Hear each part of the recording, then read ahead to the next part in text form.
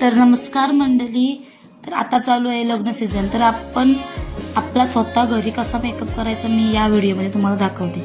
पहिला मला टोनर, आता आपला घेतला आहे मॉइश्चराइज निवियाचा, मस्त ब्लेंड करून घ्यायचा. नंतर प्रायमर पीएसीचा, तो आता मी ड्रॉप्स लावते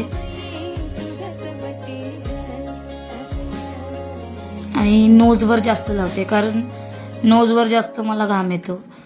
आता करेक्शन करते कारण आपले डार्क स्पॉट असतात ते त्याच्यातून हाईड होतात. आता घेतलं फाउंडेशन शॉपलाने फॉरएव्हर 50 आणि इथं मी एक साईड ब्रशने केली आणि एक साईड ब्लेंडरने केली. तुम्ही बघा कोणती साईड चांगली वाटतंय आणि कोणती साईड फिक्स झाली.